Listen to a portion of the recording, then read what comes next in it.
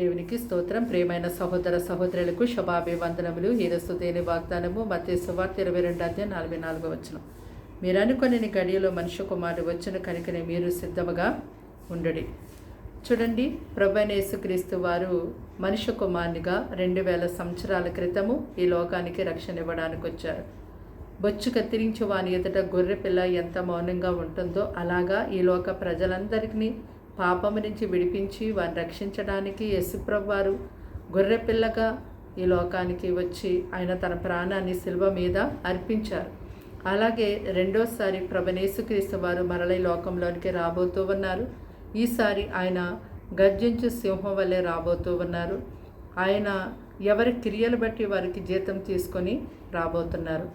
కాబట్టి ప్రతి ఒక్కరూ కూడా మెలకుగా ఉండి నిందారహితులుగా ఉండి ఆయన రాకడ కొరకు సిద్ధపడాలని దేవుడు తన యొక్క లేఖనాల ద్వారా మనల్ని ఎంతగానో హెచ్చరిస్తూ ఉన్నారు.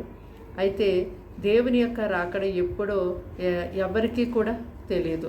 ఎందుకంటే కాలములు సమయములు తండ్రి స్వాధీనంలో ఉన్నాయి కాబట్టి అది తెలుసుకోవటం ఎవరి వలన కానే కాదు. అందుకే మన దేవుని యొక్క రాకడ ఈ రాత్రికాల సమయంలోనో మరి కోడి కూయక మునుపో ఎప్పుడో అర్ధరాత్రిలో మనకి తెలియదు. కాబట్టి మనం ఎల్లప్పుడూ కూడా దేవుని యొక్క రాకడ కొరకు మెలకుగా ఉండి సిద్ధపడేవారిగా ఉండాలి.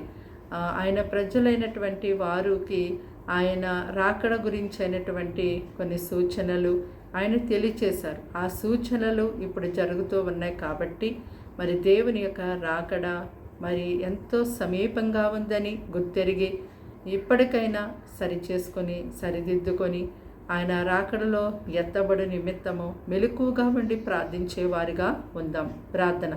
దేవానికి వందనములు, స్తోత్రాలు, స్తుతులు చెల్లిస్తాం తండ్రి. మాటలు వింటున్న నీ ప్రజలు మీ రక్తంతో కడిగి ముట్టి స్వస్థపరిచి బలపరచండి.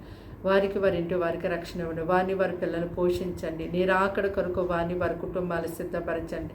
అయ్యా, నీ రాకడ ఇప్పుడు ఎవరికి తెలియదు కనుక ప్రభా ప్రతిరోజు కూడా నిందారహితులుగా పరిశుద్ధులుగా నీతి కలిగి జీవించే ప్రజలుగా ఉండుటకు నేర్పించండి ప్రభా. ఇదిగో తండ్రి, లోక విషయాల్లో మునిగి తేలేవారిగా మేము ఉండొద్దు కానీ ప్రభా ఎంతో భయముతో భక్తితో ప్రభా నీ రాకడ కొరకు మేము సిద్ధపడుటకు మా కుటుంబాలు సిద్ధపరచుకోవడానికి సహాయం దయచేయమని. ఇదిగో తండ్రి, ఎవరైతే అనారోగ్యంతో ఉన్నారో వారి మీద ఈ హస్తము చాపి ముట్టి స్వస్థపరచండి. ఆ పవిత్ర ఆత్మలతో పీడించబడుతున్న వారికి విడుదల ఇవ్వండి.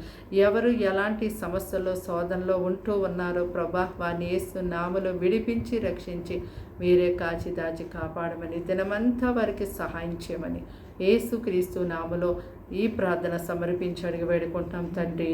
ఆమేన్.